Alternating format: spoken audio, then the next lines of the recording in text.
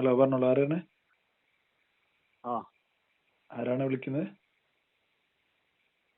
ഇത് കണ്ണൂരിൽ ആര്? ഇത് കണ്ണൂരിൽ നിന്ന് വിളിക്കുന്നതാണ്. ആ പേരെന്താ? ആ നിങ്ങൾ ആരാ? ഫൈസലാ?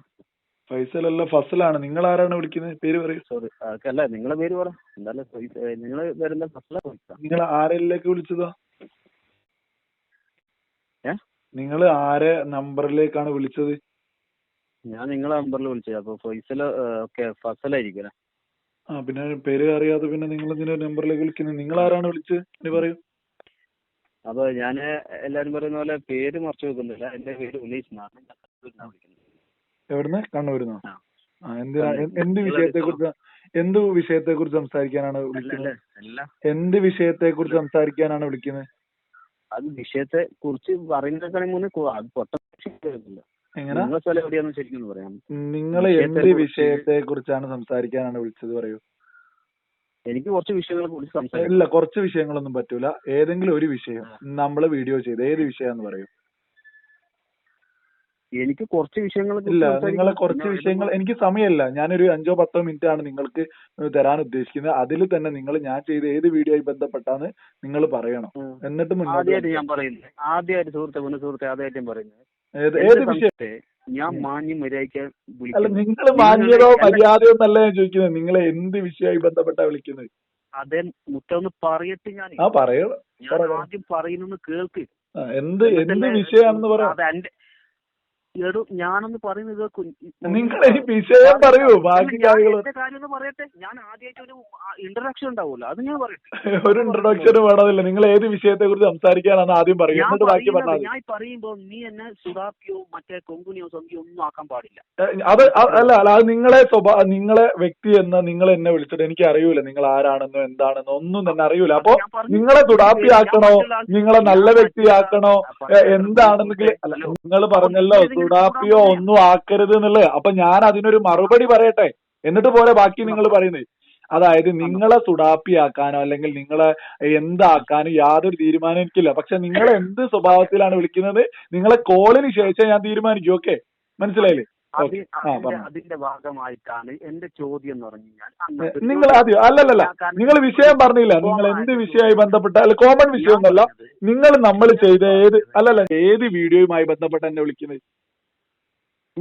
ഏത് വീഡിയോയിലെ പ്രശ്നം കാരണം നിങ്ങൾ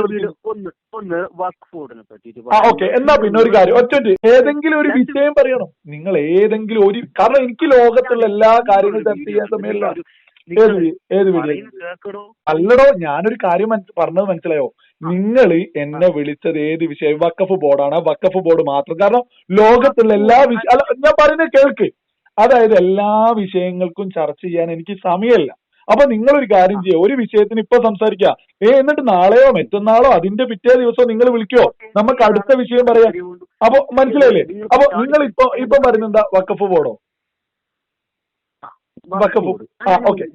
അപ്പൊ ഈ വഖഫ് ബോർഡുമായി ബന്ധപ്പെട്ട് നിങ്ങൾ ചർച്ച ചെയ്യുമ്പോൾ ഈ വഖഫ് ബോർഡിന്റെ ഉള്ളിൽ നിന്ന് തന്നെ കാര്യങ്ങൾ സംസാരിക്കുക. കാരണം ലോകത്തുള്ള എല്ലാത്തിനും മറുപടി പറയാൻ ഇപ്പൊ സമയമല്ല. വഖഫ് ബോർഡുമായി ബന്ധപ്പെട്ട് ചർച്ച ചെയ്യണമെങ്കിൽ നിങ്ങൾ കാര്യങ്ങൾ പറഞ്ഞോളൂ. അല്ലാതെ ലോകത്തുള്ള എല്ലാ വിഷയമാണെങ്കിൽ നിങ്ങൾ നാളെ വിളിക്കുക അടുത്ത വിഷയവുമായി ബന്ധപ്പെട്ട്.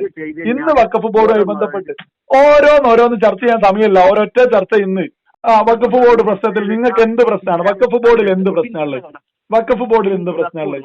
ചെങ്ങാനോട് നിങ്ങൾ ചോദിക്കുക, വഖഫ് ബോർഡിനെ പറ്റിയിട്ട് നിങ്ങൾക്ക് എന്തെങ്കിലും വഖഫ് ബോർഡിനെ പറ്റിയിട്ട് ഉപകാരം കിട്ടീനോ? അതെ, കുട്ടി നമ്മൾ ചെയ്ത വീഡിയോയിൽ നമ്മൾ ഉയർത്തിയ നിയമ ഭേദഗതി ഒന്നും അല്ല നിങ്ങൾക്ക് ആവശ്യം. അതായത് നിങ്ങൾക്ക് ഇപ്പൊ അതൊക്കെ പ്രശ്നമല്ല, മറിച്ച് നിങ്ങൾക്ക് ആ ഫോൺ വിളിച്ച ആളോട് പറഞ്ഞതിലാണ് വിഷയം. അപ്പൊ ഭേദഗതിയൊക്കെ നിങ്ങൾ അംഗീകരിക്കുന്നുണ്ടോ? അല്ല, ഭേദഗതിയൊക്കെ നിങ്ങൾ അംഗീകരിക്കുന്നുണ്ടോ? നിങ്ങൾ ഈ പുതിയ ഭേദഗതി ബില്ലൊക്കെ അംഗീകരിക്കുന്നുണ്ടോ? തീരെ അംഗീകരിക്കുന്നില്ല പുതിയ ഭേദഗതി നിയമം. രാജ്യത്ത് പുതിയ ഭേദഗതി നിയമം കൊണ്ടുവന്ന് അറിഞ്ഞില്ലേ? ഒരുപാട് മാറ്റങ്ങൾ വഖഫ് ബോർഡിൽ കൊണ്ടുവരുന്ന 40ഓളം നിയമങ്ങളുമായി ബന്ധപ്പെട്ട്. അപ്പൊ അതൊന്നും നിങ്ങൾ അംഗീകരിക്കുന്നുണ്ടോ, അംഗീകരിക്കുന്നില്ലേ? അംഗീകരിക്കുന്നുണ്ടെന്ന് വെച്ചാൽ നമുക്ക് അനുകൂലമായ, അതായത് നമുക്ക് ഉപകാരപ്പെടുന്ന കാര്യങ്ങൾ അംഗീകരിക്കും. അല്ല നമുക്ക് ഞാൻ ചോദിച്ചതിന് പറയാം. അതായത് നരേന്ദ്രമോദി ഗവൺമെന്റ് കൊണ്ടുവന്ന പുതിയ നിയമ ഭേദഗതി ബില്ലുള്ള കാര്യങ്ങൾ നിങ്ങൾ അംഗീകരിക്കുന്നുണ്ട് അല്ലെങ്കിൽ എതിർത്തിട്ടാണോ നിങ്ങൾ സംസാരിക്കുന്നത്? ബില്ല് അംഗീകരിക്കുന്നില്ല. ബാക്കി എന്താണെന്ന് വെച്ചാൽ അംഗീകരിക്കും. അത് അംഗീകരിക്കേണ്ടതാണ്, അംഗീകരിക്കും. എന്താണ് നിങ്ങൾ അംഗീകരിക്കാത്തതിന്റെ കാരണം? അംഗീകരിക്കാനുള്ള കാരണം എന്ന് വെച്ച് കഴിഞ്ഞാല് ഇപ്പൊ നിങ്ങൾ പറയുന്നത്ര അത് അതിനു മുമ്പ് ഞാനൊരു കാര്യം ചോദിക്കട്ടെ. നിങ്ങൾ ആ വീഡിയോയില് ആ സുഹൃത്തിനോട് ചോദിക്കുന്നത് വെച്ച് കഴിഞ്ഞാല് ഇതായിരിക്കും. അല്ല, ഞാൻ ചോദിച്ചതിന് മറുപടി പറയും, എന്നിട്ട് നിങ്ങൾ ചോദിച്ചത് ഞാൻ പറഞ്ഞുതരും. വീഡിയോ നിങ്ങളുടെ വീഡിയോയില് ഞാൻ പറയുന്നത് എന്റെ ഇതാന്നല്ല, കാരണം ആ പറയുന്നത് ഞാൻ നിങ്ങൾക്ക് ആ വീഡിയോയില് നിങ്ങൾ ചോദിക്കുന്ന അയാളോടൊന്നല്ല, നിങ്ങൾ പൊതുവേയുള്ള സംശയം അയാളോട് ചോദിക്കുന്നുള്ളൂ. അല്ല, അയാളോട് ചോദിച്ചത് കൊണ്ടല്ല ഞാൻ പറയുന്നത്. മൊത്തത്തിൽ നിങ്ങളെ ചോദ്യത്തിലേക്ക് വന്നോളൂ. എന്താണ് സുഹൃത്തെ? നിങ്ങൾ പറഞ്ഞോളൂ എന്നാ പറയുന്നത്. ഇത് എങ്ങനെയായ നിങ്ങൾ പറയൂ, നിങ്ങൾ പറയൂ. അപ്പൊ ഞാൻ ആ സുഹൃത്തിനോട് നിങ്ങൾ ചോദിക്കുന്നുണ്ട്, നിങ്ങൾ വഖഫ് ബോർഡിനെ പറ്റി എന്തെങ്കിലും ഉപകാരം നിങ്ങൾക്ക് കിട്ടിയോ ചോദിക്കുന്നുണ്ട്. ഞാൻ അവരോട് ചോദിച്ചതാണ്. ഓക്കെ, അല്ല, അവരോട് ചോദിക്കുക പൊതുവെയുള്ള സംശയമല്ലേ, പൊതുവെയുള്ള കാര്യമല്ലേ നിങ്ങൾ അവരോട് ചോദിച്ചിട്ടുണ്ടാകുക. ഞാൻ അവരോട് ചോദിച്ചത് അവർക്ക് എന്താണ് ഉപകാരം ഉണ്ടായിരുന്നത്. ആ 42 വയസ്സോളം ജീവിച്ചിട്ട് ആ വ്യക്തിക്ക് എന്തുകൊണ്ട് ഉപകാരം ഉണ്ടോ എന്ന് ചോദിച്ചു. അപ്പൊ ആ വ്യക്തി എന്നോട് പറഞ്ഞു, എനിക്ക് വഖഫ് ബോർഡുമായി ബന്ധപ്പെട്ട് ഇന്നേ വരെ ജീവിതത്തിൽ ഒരു ഉപകാരവും ഉണ്ടായിട്ടില്ല എന്ന്. ഇനി നിങ്ങൾ അതുമായി ബന്ധപ്പെട്ടാണ് നിങ്ങൾ സംസാരിക്കുന്നത്. പക്ഷേ ആ വ്യക്തി എന്നല്ല ഞാൻ ചോദിക്കട്ടെ, ഇത് മൊത്തത്തിൽ ഇപ്പൊ ഞാൻ ആ ഒരു മതമല്ല ക്ലിയർ ആണല്ലോ, ഒന്ന് സൗണ്ടിൽ സംസാരിക്കണേ, കേൾക്കുന്നില്ല, ഒന്ന് സൗണ്ട്. ദേവസ്വം ബോർഡിനെ സംബന്ധിച്ചിടത്താലും വഖഫ് ബോർഡിനെ സംബന്ധിച്ചിടത്താലും നമ്മളിപ്പോ എന്ത് മതപരമായിട്ടുള്ള എന്തെങ്കിലും ഇത് വരുമ്പോ അത് വഖഫ് ബോർഡിൽ നിന്ന് എടുത്തിട്ട് ചെലവാക്കുന്നുണ്ട്, ദേവസ്വം ബോർഡിൽ നിന്ന്. എനിക്ക് നിങ്ങളോട് ചോദിക്കുന്നത്, നിങ്ങൾക്ക് ഇപ്പൊ എത്ര വയസ്സായിട്ടുള്ള ആളാ? എനിക്ക് 38 വയസ്സായി. ഓക്കെ. അപ്പൊ നിങ്ങൾക്ക് ഇതിലെ കൊണ്ട് ഉപകാരം ഉണ്ടായിട്ടുണ്ടോ? ഞാൻ അറിയുന്ന ഒരാൾക്കും ഒരു ഉപകാരം ഉണ്ടായിട്ടില്ല. അപ്പൊ നിങ്ങൾക്ക് എന്താ ഉപകാരം ഉണ്ടായിട്ടുണ്ട്? എന്താ ഉപകാരം? നിങ്ങൾ അതിൽ മെമ്പർ ആണോ? എന്റെ കുടുംബക്കാരും ഹജ്ജിന് പോയിട്ടുണ്ട്, എല്ലാവരും ഹജ്ജിന് പോയത്.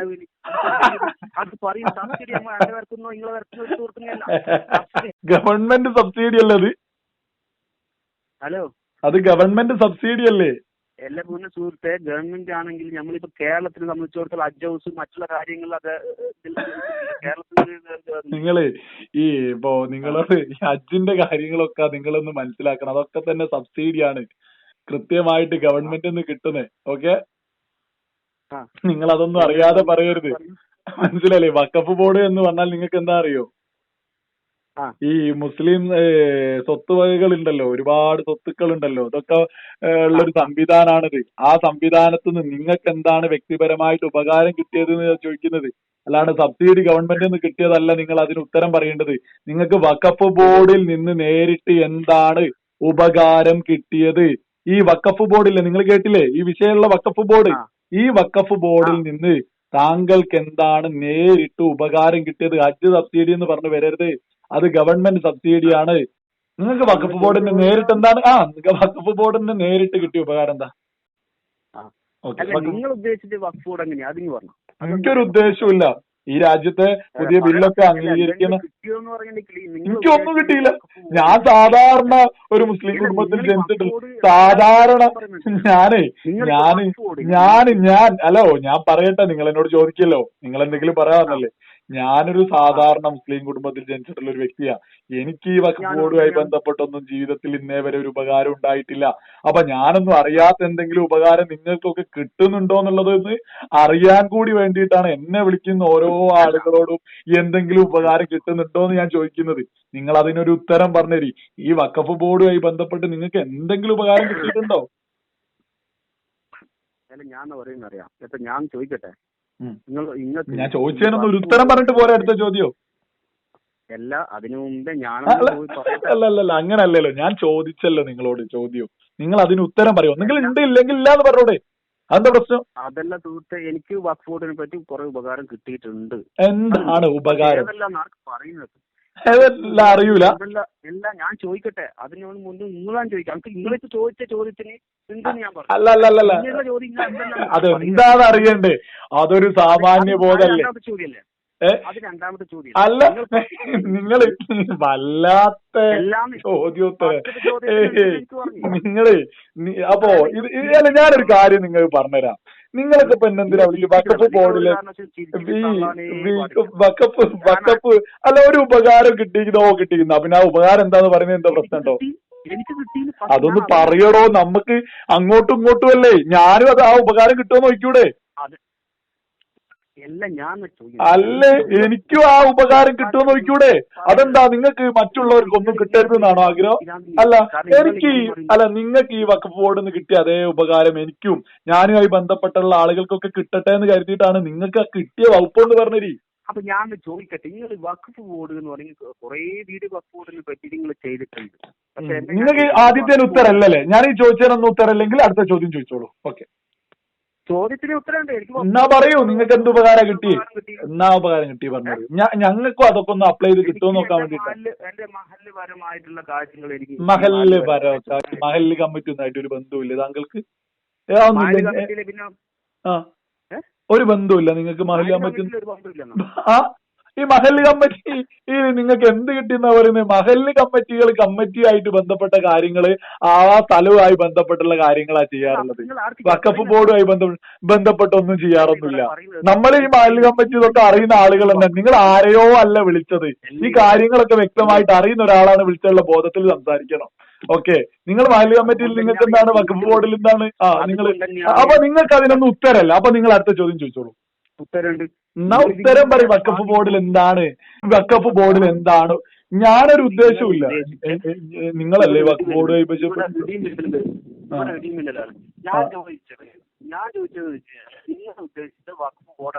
എനിക്കങ്ങനെ പ്രത്യേകിച്ച് ഒരു ഉദ്ദേശമില്ല രാജ്യത്ത്. എനിക്കങ്ങനെ ഞാൻ ഈ വഖഫ് ബോർഡൊന്നായിട്ട് യാതൊരു ഉപകാരം മുസ്ലിങ്ങൾക്ക് കിട്ടില്ല എന്ന് അടിയുറച്ച് വിശ്വസിക്കുന്ന ഒരാളാണ് ഞാൻ. അതൊക്കെ തന്നെയാണ് ആ വഖഫ് ബോർഡ്. എന്നാ പിന്നെ ഉപകാരം നിങ്ങൾ പറയൂ.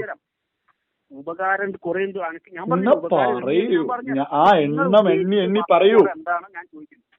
എണ്ണി പറയൂ. എനിക്ക് ഞാൻ മനസ്സിലാക്കിയെടുത്തോളം പ്രമാണിമാരായിട്ടുള്ള അതേപോലെ തന്നെ രാഷ്ട്രീയ സ്വാധീനമുള്ള സാമ്പത്തിക ഭദ്രതയൊക്കെയുള്ള വലിയ മുസ്ലിം കുടുംബങ്ങളിലുള്ള ആളുകള് സ്വകാര്യ സ്വത്ത് പോലെ കൊണ്ടെടുക്കുന്ന ഒരു സംവിധാനമാണ് ഈ വഖഫ് ബോർഡ്. രാജ്യത്തെ സകല മുസ്ലിങ്ങളെയും സാധനങ്ങൾ എന്ന് പറഞ്ഞ് സ്വന്തം സ്ഥലം പോലെ സ്വന്തം കാര്യങ്ങൾ പോലെ കൊണ്ടു നടക്കുന്ന ഒരു സംവിധാനമാണ് ഈ വഖഫ് ബോർഡ് എന്ന് പറയുന്നത്. ഈ വഖഫ് ബോർഡ് കൊണ്ട് ഈ രാജ്യത്തുള്ള പട്ടിണി പാവങ്ങളായിട്ടുള്ള മുസ്ലിങ്ങൾക്കൊന്നും യാതൊരു ഉപകാരവും കിട്ടുന്നില്ല. ഇതേപോലെ തന്നെ മറ്റു മതസ്ഥരായിട്ടുള്ള ആളുകൾക്ക് പോലും ഈ വഖഫ് ബോർഡുമായി ബന്ധപ്പെട്ട് ഉപദ്രവങ്ങളുണ്ട്. അതേപോലെ തമിഴ്നാട് ഒരു ഗ്രാമം ഉൾപ്പെടെ ക്ഷേത്രങ്ങളൊക്കെ തന്നെ അവകാശവാദം ഉന്നയിച്ച ഒരുപാട് വിഷയങ്ങളുണ്ട്. നമ്മുടെ തൊട്ടടുത്ത സംസ്ഥാനമായിട്ടുള്ള തമിഴ്നാട്ടില് ഒരു ഗ്രാമം മൊത്തം അതിൽ ക്ഷേത്രങ്ങളുണ്ട്. അതേപോലെ തന്നെ മധ്യപ്രദേശിൽ നിന്ന് അടുത്തൊരു ന്യൂസ് വന്നിട്ടുണ്ട്, അവിടെയുള്ള ചരിത്ര സ്മാരകങ്ങൾ ഈ വഖഫ് ബോർഡിനാണെന്ന് പറയാ. അങ്ങനെ രാജ്യത്ത് ഒരുപാട് വിഷയങ്ങളൊക്കെ ഉണ്ടാക്കിയിട്ടുള്ള ഒരു സംവിധാനം എന്നാണ് ഞാൻ ഈ വഖഫ് ബോർഡിനെ കാണുന്നത്. സാധാരണ അല്ലെങ്കിൽ രാജ്യത്തെ പട്ടിണിപ്പാവങ്ങളായിട്ടുള്ള മുസ്ലിങ്ങൾക്ക് ഈ വഖഫ് ബോർഡ് കൊണ്ട് യാതൊരു ഉപകാരവും ഇല്ല എന്നുള്ളത് അടിയുറച്ച് വിശ്വസിക്കുന്നുണ്ട്. ഞാനിതൊക്കെ തന്നെ ഈ വഖഫ് ബോർഡുമായി ബന്ധപ്പെട്ട് മനസ്സിലാക്കിയത്. ഇനി നിങ്ങൾക്ക് എന്താ ഉപകാരം കിട്ടുന്ന വെച്ചാൽ ഇനിയിപ്പോ നമുക്ക് അറിയാത്ത എന്തെങ്കിലാണെങ്കിൽ സാധാരണ ആൾക്കാരുമായി ബന്ധപ്പെട്ടൊന്ന് പറഞ്ഞു കൊടുക്കാമല്ലോ. ഓക്കെ, നിങ്ങളിപ്പോ പറഞ്ഞ എന്റെ ചോദ്യത്തിന് നിങ്ങൾ ഉത്തരം പറഞ്ഞല്ലോ ഇത്ര നേരം. അപ്പൊ ഞാൻ ചോദിക്കുന്നത് എനിക്കും കൂടി അറിയാൻ വേണ്ടിയിട്ടാണ്. ഈ വഖഫ് ബോർഡിനെ സംബന്ധിച്ചിടത്തോളം നമ്മളിപ്പോ അതായത് ഒരു അമ്പലം വന്നിട്ട് അത് പള്ളി ആശ്രയിച്ചിട്ട് നിങ്ങൾ കുറെ പറഞ്ഞില്ലേ, അത് ഏതെങ്കിലും ഒരെണ്ണം നിങ്ങൾക്ക് തെളിവോട് കൂടെ അതിന്റെ അടിവരില്ല അതുകൊണ്ട് നിങ്ങൾക്ക് പറയാൻ പറ്റും? പറ്റും. തമിഴ്നാട്ടില് പാർലമെന്റിൽ നിന്ന് ഉയർത്തിയതാണ്. സകല സ്ഥലങ്ങളിൽ നിന്ന് ഉയർത്തിയ വിഷയമാണല്ലേ. തമിഴ്നാട്ടിൽ ഒരു ഗ്രാമത്താടുള്ള ക്ഷേത്രം ഉൾപ്പെടെ അവകാശവാദം ഉന്നയിച്ച് ആണ്ട്. പിന്നെ മധ്യപ്രദേശിലുള്ള നമ്മൾ തന്നെ വീഡിയോ ചെയ്തിട്ടുണ്ട്.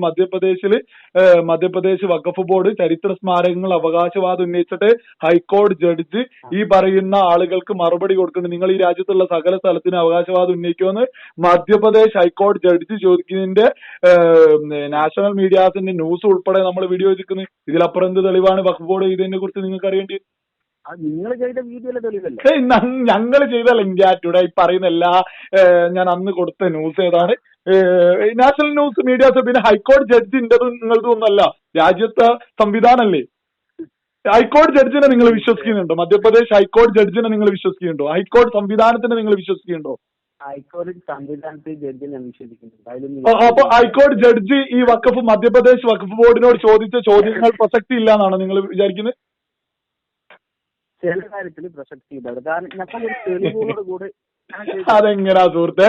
നിങ്ങൾ എന്നോട് ചോദിച്ചു ഈ വഖഫ് ബോർഡ് കൊണ്ട് മറ്റേ ആർക്കും ഉപദ്രവം ഉണ്ടായിട്ടോ? ഉപദ്രവം ഉണ്ടായോ? നിങ്ങൾ ഇതേ ചോദ്യം നിങ്ങളൊന്ന് പരസ്യമായി ചോദിച്ചാൽ നിങ്ങൾക്ക് 100 കണക്കിന് മെസ്സേജ് വരും കൃത്യമായിട്ട്. നിങ്ങൾക്കൊക്കെ കൃത്യമായിട്ട് ഏതൊക്കെ നിങ്ങൾ ഞാൻ ബാബരി മസ്ജിദ് വിളിച്ചു. ഞാനൊരു കാര്യം പറയട്ടെ അത് നമ്മുടെ വിഷയം സുപ്രീം കോടതി. നിങ്ങൾ ഈ രാജ്യത്തെ ഭരണഘടന വിശ്വസിക്കുന്നുണ്ടോ? വിശ്വസിക്കുന്നുണ്ട്. ഈ രാജ്യത്തെ ഭരണഘടന ഒത്തുതീർപ്പാക്കിയ ഒരു വിഷയത്തിൽ കുത്തിത്തീർപ്പുണ്ടാക്കാൻ നിങ്ങൾക്ക് താല്പര്യമുണ്ടോ? എന്നാ പിന്നെ ആ വിഷയം എടുത്തിട്ട് അടുത്ത എന്തെങ്കിലും ചോദിച്ചോളൂ. അതെ അത് നല്ല കാര്യമാണ് നിങ്ങൾ പറഞ്ഞത്. അപ്പൊ ആ വിഷയത്തിൽ എനിക്ക് കുത്തിത്തീർപ്പുണ്ടാക്കി സംസാരിക്കാൻ എനിക്ക് താല്പര്യമില്ല. നിങ്ങൾ ഈ വഖഫ് ബോർഡുമായി ബന്ധപ്പെട്ട് നിങ്ങൾക്ക് എന്തെങ്കിലും സംസാരിക്കാനുണ്ടോ? ഇനി അല്ല, നിങ്ങൾക്ക് ഈ ബാബരി മസ്ജിദുമായി ബന്ധപ്പെട്ട് അല്ലെങ്കിൽ ഈ പറഞ്ഞ വിഷയമായി അയോധ്യയായി ബന്ധപ്പെട്ട് സംസാരിക്കണം, നാളെ നിങ്ങൾ വിളിച്ചോളൂ. ഞാൻ സമയം വരെ പറഞ്ഞുതരാം. നിങ്ങൾ ആ ടൈമിന് വിളിക്കാൻ തയ്യാറാണോ? നിങ്ങൾ നാളെ ഈ പറയുന്ന അയോധ്യയായിട്ട് നിങ്ങൾക്ക് സംസാരിക്കാൻ താല്പര്യം ഉണ്ടെങ്കിൽ നാളെ ഞാൻ നിങ്ങൾക്ക് ഒരു സമയം തരാം. ആ സമയത്ത് നിങ്ങൾ എന്നെ വിളിച്ചോളൂ. ഒരു പ്രശ്നവുമില്ല. ഞാൻ ആ കൃത്യമായി പറഞ്ഞുതരാം. ഓക്കെ അല്ല, നിങ്ങൾ ബാബരി മസ്ജിദ് എന്ന് പറഞ്ഞു ചാടി വീണേറെ ഞാൻ പറഞ്ഞതാണ്. ഓക്കെ എന്നാ വിട്ടാണ് നമുക്ക് വഖഫ് ബോർഡിലേക്ക് തന്നെ വരാം. വഖഫ് ബോർഡുമായി ബന്ധപ്പെട്ട് നിങ്ങൾക്ക് പിന്നെന്താ ചോദിക്കാനുള്ളത്? വഖഫ് ബോർഡ് അപ്പൊ നിങ്ങൾ പറഞ്ഞ കുറെ സ്ഥലങ്ങള് ആ പാവങ്ങൾക്ക് ഒരു ഉപകാരം കിട്ടുന്നില്ല എന്ന് നിങ്ങൾ പറഞ്ഞു. നിങ്ങൾ എന്ത് ഞാൻ ജോലി പറയാൻ ബുദ്ധിമുട്ടുണ്ടെങ്കിൽ പറയണ്ട കേട്ടോ. നിങ്ങൾ സാധാരണ ഒരു മുസ്ലിം കുടുംബത്തിൽ ജനിച്ച ആളാണോ അല്ലെങ്കിൽ ലൈറ്റ് മുസ്ലിം കുടുംബം എങ്ങനെയാണ് പറയുന്നത്? ബുദ്ധിമുട്ടുണ്ടോ? സാധാരണ കുടുംബത്തിലില്ല. ഞാൻ നിങ്ങളോട് പറഞ്ഞുതരാം.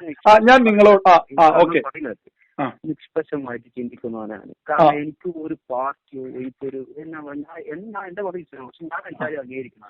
ഓക്കെ എന്നാ ഞാൻ നിങ്ങൾക്ക് കുറച്ച് കാര്യം പറഞ്ഞുതരാം. നിങ്ങൾക്ക് കേൾക്കാൻ താല്പര്യമുണ്ട് കേൾക്കുക. ഞാൻ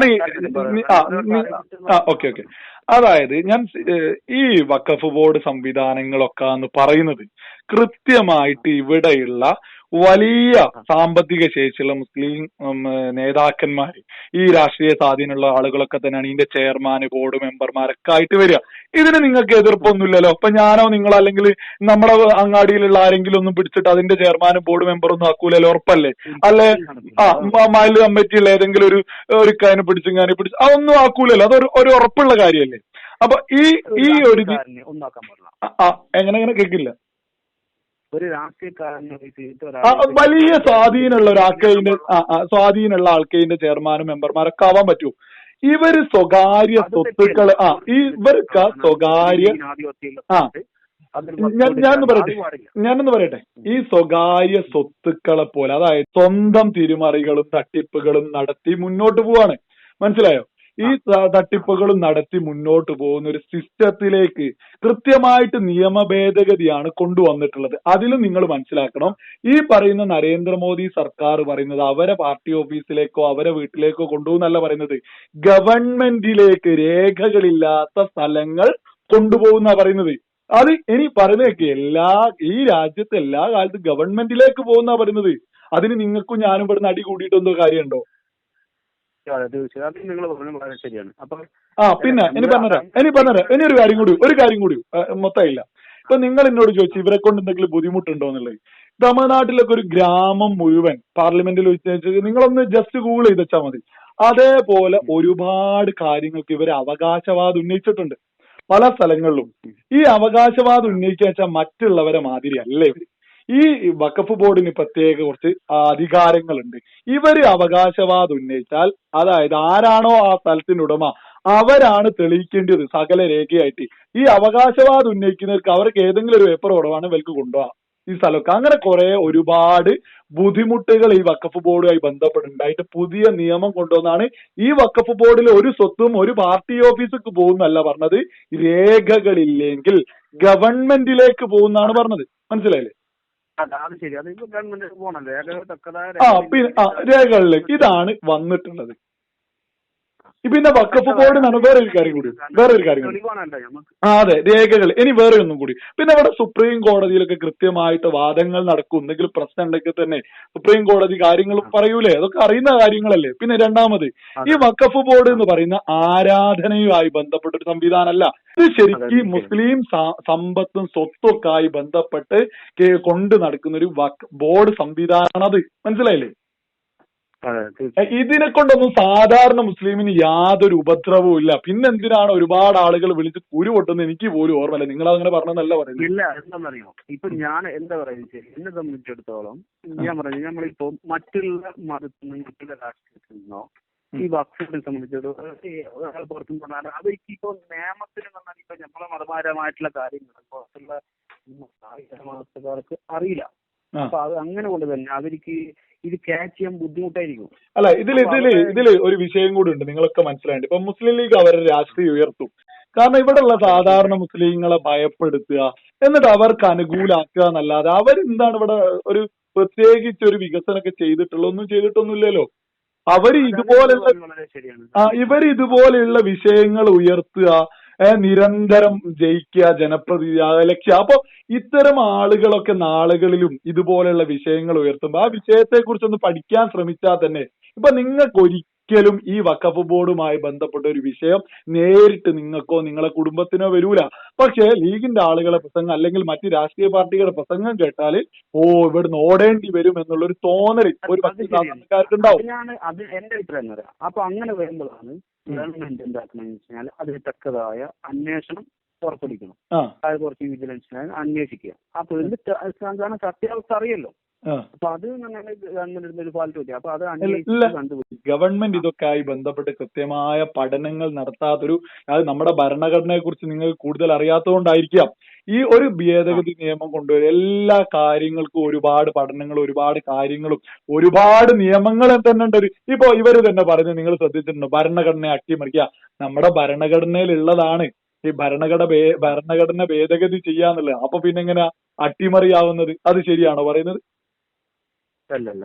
അപ്പൊ ആര് പുതിയ ഗവൺമെന്റ് രാജ്യത്ത് വന്നു കഴിഞ്ഞാൽ അവർക്ക് ഭേദഗതി ചെയ്യാനുള്ള ഒരു നിയമം ഭരണഘടനയിൽ തന്നെ ഉണ്ട്, ഇല്ലേ? പിന്നെ നിങ്ങളിപ്പോ നിങ്ങളിപ്പോ എന്നെ വിളിച്ച് ഇപ്പൊ എന്തിനാ വിളിച്ച് എനിക്ക് ഓർമ്മയില്ല, ഈ വിഷയമാണോ ഏത് വിഷയമാണെന്നൊന്നും അല്ല, ഒരു വിഷയം പറയാൻ പറ്റും. നിങ്ങളെ സത്യത്തില് ഞാൻ ഓരോ വീഡിയോ നിങ്ങൾ കാണുന്ന വ്യക്തിയാണ്. കാരണം ഞാൻ നമുക്ക് ഈ സത്യാവസ്ഥ അറിയാണ്. കാരണം ഇതിന് നിങ്ങൾ പറയുന്നുണ്ട്. അപ്പൊ എന്നെ സംബന്ധിച്ചിടത്തോളം ഞാൻ ഒരു കാര്യത്തിൽ ഇറങ്ങിയിട്ട് കഴിഞ്ഞാൽ അത് സത്യാവസ്ഥ എനിക്ക് അറിയാം. എല്ലാം എനിക്ക് സമാധാനമില്ല. ഇപ്പൊ ഏതിലായിക്കോട്ടെ അപ്പൊ ഞാൻ എല്ലാ മതത്തെ കുറിച്ച് പഠിക്കുന്നുണ്ട്. അല്ല, ഇത്ര മാത്രം ഇത് വളരെ ലളിതമാണ്. ഈ വഖഫ് ബോർഡ് വിഷയത്തില് വാദങ്ങളും ഈ അതുപോലെ പ്രതിഷേധവും ഒച്ചപ്പാടും ബഹളവും ഉണ്ടാക്കുന്ന പാർട്ടികളെ പേരുകൾ നോക്കുക. അവരൊരു ലക്ഷ്യം എന്ന് പറഞ്ഞാൽ ആളുകളെ ഭയപ്പെടുത്തുന്നതല്ല. കാരണം നിങ്ങൾ സ്വയം ഒന്ന് ചിന്തിച്ചാൽ മാത്രം മതി. ഈ ഭേദഗതി വന്നിട്ട് എനിക്കും എന്റെ കുടുംബത്തിന് എന്തെങ്കിലും പ്രശ്നമുണ്ടോ? ഇല്ല. ഇത് ആരെ ബാധിക്കുന്ന? എലൈറ്റ് ആയിട്ടുള്ള മുസ്ലിം ഈ സ്ഥാനങ്ങളിൽ ഇരിക്കുന്ന ആളുകൾക്ക് സ്വകാര്യ സ്വത്ത് പോലെ കൊണ്ടു നടക്കുന്നത് അങ്ങനെ എളുപ്പത്തിൽ മുന്നോട്ട് പോകാൻ പറ്റൂല. അപ്പൊ അവര് പ്രശ്നം ഉണ്ടാക്കും. അതൊരു യാഥാർത്ഥ്യമല്ലേ? ഇനി വേറെ ഒന്നും കൂടി ഉണ്ട്. ഇതിന് ചുമതല ഏൽക്കുന്ന ആരാന്നറിയോ? ഇതിനൊക്കെ ജില്ലാ മജിസ്ട്രേറ്റ്, കലക്ടർ എന്നൊക്കെ പറയുന്ന ആളുകൾക്ക് ഇതിന്റെ ഉത്തരവാദിത്തം, ഇതിന്റെ ഒരു മേൽനോട്ടൊക്കെ ഉണ്ടാവും എന്ന് പറഞ്ഞില്ലേ? ഇതിനൊക്കെ എന്തിനാ ഇവിടെ ഉള്ള ആളുകൾ ബഹളം ഉണ്ടാക്കുന്നത്? കലക്ടറും ഈ മജിസ്ട്രേറ്റ് ഒക്കെ അല്ലേ പറയുന്നത്, അല്ലാതെ ഏതെങ്കിലും പാർട്ടി ഓഫീസിലെ ജില്ലാ പ്രസിഡന്റോ ജില്ലാ സെക്രട്ടറിയും അല്ലല്ലോ പറയുന്നത്, അല്ലേ? ഈ സംവിധാനങ്ങളല്ലേ പറയുന്നത്, ഗവൺമെന്റ് സംവിധാനങ്ങൾ മേൽനോട്ടത്തിനുണ്ടാവുന്ന പറയുന്നത്. പറഞ്ഞു അല്ല, എന്റെ ഒരു നിങ്ങളിപ്പോ ഇത്രയും പറഞ്ഞില്ലേ? അപ്പൊ ഞമ്മക്കിത് കുറെ കാര്യങ്ങൾ അറിയാൻ വേണ്ടിട്ടും ഒന്ന് ഞമ്മക്ക് അറിയുന്നത് നിങ്ങളോട് പറയാൻ വേണ്ടിട്ടാണ് വിളിച്ചത്. ഓക്കെ, നിങ്ങൾക്ക് ഇനി നിങ്ങൾ പറയുന്നതിൽ എന്തെങ്കിലും ഉണ്ടോ പറയാറ്? വഖഫ് ബോർഡ് വിഷയവുമായി ബന്ധപ്പെട്ട് ചോദിക്കാനുള്ളത് വെച്ച് കഴിഞ്ഞാല്, ഇപ്പോ നിങ്ങൾ പറഞ്ഞില്ലേ ഈ പാവപ്പെട്ടവർക്ക് കുറെ ഈ ഇങ്ങനെ കൊടുക്കുന്നില്ല. എത്ര ആസ്തി ഉണ്ട് അറിയോ? ഈ വഖഫ് ബോർഡിന്റെ ആസ്തി വഖഫ് ബോർഡിന്റെ ആസ്തിയും പറഞ്ഞാൽ എത്ര ഉണ്ടെന്ന് അറിയോ? നമ്മളെ രാജ്യത്ത് റെയിൽവേ, ഡിഫൻസ് ഒക്കെ പറഞ്ഞാല് അതിനോടൊപ്പം നിൽക്കുന്ന 8 ലക്ഷത്തിലധികം ഏക്കറുകളിൽ വഖഫ് ബോർഡിന് സ്ഥലമുണ്ട്. ഒന്ന് അപ്പൊ അത്ര കോടിക്കണക്കിന് രൂപന്റെ ആസ്തിയും സംവിധാനമുള്ള ബോർഡാന്ന് മനസ്സിലായില്ലേ? അപ്പൊ എന്നിട്ട് ഇവിടെ ഉള്ള സാധാരണ പട്ടിണി പാവങ്ങളായ മുസ്ലിങ്ങളൊക്കെ ഇവിടെ നല്ലോണാണോ ജീവിതം മുന്നോട്ട് വന്ന്? വില വഖഫ് ബോർഡ് എന്തോ കൊടുക്കുന്നുണ്ടോ? തീർച്ചയായും അങ്ങനെല്ലാം പറയുന്നത്. ഇപ്പൊ ഞാൻ ചോദിക്കുന്ന ചോദ്യത്തിന് ഇപ്പൊ ഞാൻ എന്റെ സംശയത്തിൽ ചോദ്യം ചോദിക്കുന്നത്. അപ്പൊ എന്റെ സംശയം തീർത്തു തരണം എന്ന് പറഞ്ഞാല് നിങ്ങൾ ഉത്തരവാദിത്തമല്ല, നിങ്ങളൊരു ആ ഒരു ഇത് കൊണ്ട് പറ്റെങ്കിൽ ഞാൻ പറഞ്ഞുതരാം, പറഞ്ഞോളൂ. അപ്പൊ ഞാൻ ചോദിച്ചത് വെച്ച് കഴിഞ്ഞാല് പിന്നെ ബാക്കിയുള്ളവർക്ക് ഉപകാരം കിട്ടിയിട്ടില്ല എന്ന് പറയാനുള്ള നിങ്ങൾക്ക് എന്തെങ്കിലും ഒരു കാരണങ്ങൾ ഉണ്ടാവുമല്ലോ? ഉണ്ട്. എനിക്ക് കിട്ടിയില്ല. അല്ല, ഞാനുമായി ബന്ധപ്പെട്ട ഒരു മുസ്ലിം കുടുംബങ്ങളിലും കിട്ടിയില്ല. അതുകൊണ്ട് തന്നെ ഞാൻ പറയുന്നത് ഒരുപാട് ആളുകളുണ്ട്. ഇനിയിപ്പോ എന്നെ ഇന്നലെ വിളിച്ച 42, ഞാൻ ജീവിതത്തിൽ അയാളെ നേരിട്ട് കണ്ടിട്ട് പോലുമില്ല. ആരാണ് വിളിച്ചതെന്ന് എനിക്ക് ഓർമ്മയില്ല. ആ വ്യക്തി അതേപോലെ എന്നെ ഈ വിഷയവുമായി ബന്ധപ്പെട്ട് വിളിച്ച ഒരാൾക്ക് പോലും ജീവിതത്തിൽ നേരിട്ട് ഈ വഖഫ് ബോർഡുമായി ബന്ധപ്പെട്ട് ഒരു സഹായവും കിട്ടിയില്ല. ഇനിയിപ്പോ ഞാൻ അത് വീഡിയോയിൽ തന്നെ പറഞ്ഞിട്ടുണ്ട്, ഈ മെമ്പർമാരുമായിട്ട് കുടുംബക്കാരോ ആരെങ്കിലും വിളിച്ചപ്പോ അവർക്ക് ആ സ്ഥാനത്ത് നിന്ന് അതിന്റെ സാലറിയായി ബന്ധപ്പെട്ട് അല്ലെങ്കിൽ അവിടെ ജോലി ചെയ്യുന്ന ആളുകൾക്ക് അവിടെ സാലറി കിട്ടിയും ആ കാര്യങ്ങളൊക്കെ ഉണ്ടാവാൻ മതി. പക്ഷെ സാധാരണ ഇതൊന്നുമായി ബന്ധമില്ലാത്ത ഒരു സാധാരണ പട്ടിണി പാവമായിട്ടുള്ള മുസ്ലിങ്ങൾക്ക് ഇതുമായി ബന്ധപ്പെട്ട് ഇവിടെ സാധാരണ ആയിട്ടുള്ള ഇതൊന്നുമായി അവിടെ ജോലി ചെയ്യുക അല്ലെങ്കിൽ ആ ബോർഡിൽ ജോലി ചെയ്യുന്ന ആൾക്കാർക്ക് അവിടെ സാലറി കിട്ടും. അപ്പൊ ഒരു അനുകൂലമൊന്നല്ലേ, എവിടെ ജോലി ചെയ്താലും സാലറി കൊടുക്കണം, അതല്ലേ? അങ്ങനെ തന്നെയല്ലേ നിങ്ങൾ പഠിക്കുന്നത്? അല്ലെ? ഏത് കമ്പനിയിൽ ഏത് സ്ഥലത്ത് ജോലി ചെയ്താലും അവര് സാലറി തരണം, അതനി ആരായാലും. പക്ഷെ അതുപോലുള്ള സാലറി കിട്ടുന്നതല്ല. സാധാരണ ഒരു പാവപ്പെട്ട ഇവിടെയൊക്കെ തന്നെ നമ്മളെ പഞ്ചായത്തുകളിൽ നമ്മുടെ ഇതൊക്കെ എടുത്തു നോക്കിയാൽ ഒരുപാട് ആളുകളുണ്ട്, പാവപ്പെട്ട ആളുകൾ. അവർക്കൊന്നും ഒരു ഉപകാരം കിട്ടുന്നില്ല. എനിക്ക് നേരിട്ട് അറിയുന്നത് തന്നെയാണ്. എന്റെ ഫാമിലി മാത്രമൊന്നുമല്ല, നേരിട്ട് അറിയുന്നത്. ഞാൻ പൊതുപ്രവർത്തനക്കായി നിന്നൊരാളായതുകൊണ്ടാണ് ഞാനിതൊക്കെ തുറന്ന് പറഞ്ഞു തരുന്നത്. ഞാൻ മനസ്സിലാക്കിയതോളം കിട്ടുന്നില്ല. അത് ഞാൻ അങ്ങനെയാണ്, ഞാനും അതാണ് കിട്ടുന്നില്ലായിരിക്കും. ഓക്കെ, ഞാൻ ഇപ്പൊ പറഞ്ഞു കഴിഞ്ഞാല് ഞാൻ അറിഞ്ഞിടത്തോളം നിങ്ങളെ വീഡിയോ കണ്ടിട്ട് ഞാൻ ഇറങ്ങി തിരിച്ചു. അപ്പൊ ഞാൻ കുറെ ആൾക്കാർ ചോദിച്ചു. ഇപ്പൊ കുറച്ച് ആൾക്കാർക്ക് നിങ്ങൾ പറഞ്ഞ മറുപടി തന്നെയാണ്, ഒന്നും കിട്ടുന്നില്ല. കുറെ ആൾക്കാരൊക്കെ പറഞ്ഞു ഒന്നും കിട്ടുന്നില്ല. അപ്പൊ ഞാൻ കരുതുന്നത് അപ്പൊ മദ്രസയിൽ പഠിപ്പിക്കുന്ന ഉസ്താദന്മാർക്കോ അല്ലെങ്കിൽ അതിന് ഈ മദ്രസന്റെ കീഴിലുള്ള റേഞ്ചിന്റെ അവരെ ഓഫീസർക്ക് അവരെ മൊത്തം കുറെ കാര്യങ്ങൾ അവരോട് ഞാൻ കാര്യങ്ങൾ ചോദിച്ചു. അപ്പൊ അവരെന്താ പറഞ്ഞത്? നിങ്ങളെ സമയം പിന്നെ ബുദ്ധിമുട്ടാണെങ്കിൽ ഞാൻ കട്ടാക്കിട്ട് തീർത്തിട്ട് നിർത്താം. അപ്പൊ ഞാന് കാരണം നിങ്ങള് വീഡിയോ കണ്ടിട്ട് ഞാൻ നിങ്ങളെ അന്വേഷിച്ചു, നമ്മൾ എന്തായാലും സത്യം മനസ്സിലാക്കണല്ലോ. അപ്പൊ ഞാൻ അവരോടെല്ലാം ചോദിച്ച കാര്യങ്ങൾ. അപ്പൊ അവര് ഉസ്താദന്മാർ കുറച്ച് ആൾക്കാർ അത് വഖഫ് ബോർഡില് എനിക്കിപ്പോ കിട്ടുക ആദ്യമൊക്കെ കുറെ കാര്യങ്ങൾ എനിക്ക് കിട്ടിയിരുന്നു. കാരണം അവരെ സാലറിന്റെ കാര്യത്തിൽ അല്ലെങ്കിൽ അവര് പിന്നെ കൊറോണ അങ്ങനത്തെ ഒക്കെ കുറെ ഇനി ഒരൊറ്റ കാര്യം കൂടി വിഷയവുമായി ബന്ധപ്പെട്ട്, ഈ ഭേദഗതി നിയമത്തിലൂടെ ഇവർക്ക് എന്തെങ്കിലും ആനുകൂല്യം കിട്ടുന്നുണ്ടെങ്കിൽ അതൊരിക്കലും നിൽക്കുകയൊന്നുമില്ല. ഇതിന്റെ ഈ രേഖയില്ലാത്ത സ്വത്തുക്കൾ പിടിച്ചെടുക്കുക, ഗവൺമെന്റിലേക്ക് കൊണ്ടുപോകുക, അത്തരത്തിലുള്ള നിയമങ്ങളെ വന്നിട്ടുള്ളൂ. മനസ്സിലായില്ലേ? ഇതിന് മേൽനോട്ടത്തിന് നേരാവണ്ണം നടക്കുന്ന ഒരു സിസ്റ്റത്തിനും ഒരു പ്രശ്നവും ഉണ്ടാവില്ല. മനസ്സിലായില്ലേ? നേരാവണ്ണം ഇതിലിപ്പോ ആർക്കെങ്കിലും എന്തെങ്കിലും കിട്ടുന്നുണ്ടെങ്കിൽ പോലും ഒരു ബ്ലോക്കിങ്ങോ ഒരു പ്രശ്നവും ഉണ്ടാവില്ല. അതേസമയം ഒരു ചെയർമാനോ ബോർഡ് മെമ്പർമാർക്കോ ഈ കാര്യങ്ങളൊക്കെ തല കുട്ടിച്ചോറാക്കി തോന്നും പോലെ കൊണ്ടുപോകാന്നുള്ളത് നടക്കൂല എന്ന് പറഞ്ഞു. അത് തീർച്ചയായും നടക്കാൻ പാടില്ല. അതെ, അതിനാണ് പുതിയ നിയമം കൊണ്ടുവന്നിട്ടുള്ളത്. ഇപ്പൊ നമ്മളൊരാളെ ഇപ്പൊ എന്ന് പറഞ്ഞാല് ഞാൻ എനിക്ക് രാഷ്ട്രീയം ഇല്ല, പക്ഷെ ഞാനും ലീഗിനെ അങ്ങനെ തള്ളിപ്പറയാൻ കുറ്റം പറയുന്നത്. കാരണം ലീഗിനെ സംബന്ധിച്ചിടത്തോളം ലീഗ് എന്ന് പാർട്ടിക്ക് ഒരു ആധിപത്യം ഉള്ളതുപോലെയാണ് അവിടെ കാണുന്നത്. അപ്പോ അങ്ങനെ വന്നു കഴിഞ്ഞാല് അതിന് ഒരു സ്വന്തം മുതലായിട്ടുള്ള ഒരു പരിപാലിക്കുന്ന പോലെയാണ്. സ്വകാര്യ സ്വത്താണ് സ്വത്ത്. ഇത്തരം ആളുകൾ സ്വകാര്യ സ്വത്ത് പോലെ കടക്കുന്നതിലാണ് ഇതിൽ കൈ കടത്തിയിട്ടുള്ളത്. മനസ്സിലായില്ലേ? അതിനെ സംബന്ധിച്ചിടത്തോളം അതെന്ന് പറഞ്ഞാല് അത് ഇല്ലായ്മ ചെയ്യാനാണ്. പിന്നെ ഞാൻ ന്യൂസ് കണ്ടതാണ്, നിങ്ങൾ വേണമെങ്കിൽ ചെക്ക് ചെയ്തോളാണ്ട്. അജ്മീർ ദർഗയൊക്കെ കൊണ്ടെടുക്കുന്ന സൂഫി സംഘടനകളൊക്കെ അല്ലേ ഈ അജ്മീർ ദർഗയൊക്കെ കൊണ്ടെടുക്കുന്നത്, അവരൊക്കെ ഇതിനെ അനുകൂലിച്ചതാണ് സംഭവം. മനസ്സിലായില്ലേ? അങ്ങനെ കുറെ മുസ്ലിം സംഘടനകൾ തന്നെ ഒരുപാടുണ്ടല്ലോ. അപ്പൊ കുറച്ചാളുകളൊക്കെ അനുകൂലിക്കുന്നുണ്ട് പരസ്യമായിട്ട് തന്നെ. അപ്പൊ അതൊക്കെ ഒന്ന് നിങ്ങൾ നോക്കിയാൽ മതി. പിന്നെ ഈ വിഷയങ്ങളൊക്കെ എന്നെ വിളിക്കാതെ തന്നെ നിങ്ങൾക്ക് സിമ്പിൾ ആയിട്ട് ഗൂഗിൾ ചെയ്താൽ മതി. നിങ്ങളൊരു ഇൻസ്ട്രക്ഷൻ ആണെങ്കിൽ നിങ്ങൾ നാഷണൽ മീഡിയാസ് ഒക്കെ നോക്കിയാൽ മതി. ഞാൻ ചോദിക്കട്ടെ, ഞാനെല്ലാം നിങ്ങളിപ്പോ എന്റെ ഫോൺ നിങ്ങൾക്ക് പിന്നെ ഓൺലൈനിൽ കാണിച്ചത്. ഇപ്പൊ ഞാൻ പിന്നെ എല്ലാ ഇതും ചാനൽ ഞാൻ കാണുന്നതാണ്. ഇവര് അമൃത് മറ്റേ മീഡിയ വന്ന് നമ്മളെ ബിജെപിന്റെ ഇതില്ലേ ചാനലിനെ അല്ല എല്ലാം ആയിക്കോട്ടെ. ഓക്കെ, നിങ്ങൾ കാര്യം പറയും. ഇനി നിങ്ങൾ നാളെ വിളിച്ചോളൂ ഏതെങ്കിലും വിഷയം ഉണ്ടെങ്കിൽ. ഓക്കെ, ഇനി നിങ്ങൾക്ക് എന്തെങ്കിലും പറയാനുണ്ടോ? ഇല്ലല്ലോ? ഓക്കെ അല്ലേ? ഇല്ല, എനിക്ക് ഞാൻ പറയാം സംഭവം എന്ന് പറഞ്ഞാൽ, നിങ്ങൾ ആ ഒരു പിറയിൽ വിളിക്കുന്ന സൗണ്ട് കേട്ടാരോ, നിങ്ങൾ എങ്ങനെയാണോ പ്രതികരിക്കുന്ന, ആ ഒരു പെട്ടെന്ന് ഒരാളെ വിളിക്കുമ്പോൾ ഒരു പ്രതികരണം ഉണ്ടാവുമല്ലോ. അപ്പൊ നിങ്ങളെ ആ ഒരു പ്രതികരണത്തിൽ നിങ്ങളൊന്ന് ലെവലാക്കാൻ വേണ്ടിയിട്ട് ഞാൻ ചിലപ്പോൾ അങ്ങോട്ടേക്ക് പറഞ്ഞിട്ടുണ്ടാവും. അതൊന്നും പ്രശ്നമില്ല. ഓക്കെ ശരി, എന്നാൽ ശരി. ഓക്കെ. നിങ്ങൾ കേട്ടില്ലേ, വഖഫ് ബോർഡിലെ നിയമ ഭേദഗതി വരുന്നത് മുസ്ലിങ്ങൾക്കെതിരെയാണെന്ന് കുറച്ച് ആളുകൾ പ്രചരിപ്പിച്ചതോട് കൂടിയിട്ട് കുറേ ആളുകൾ കുരുപൊട്ടി നമ്മളെ വിളിച്ചോണ്ടിരിക്കുന്നുണ്ട്.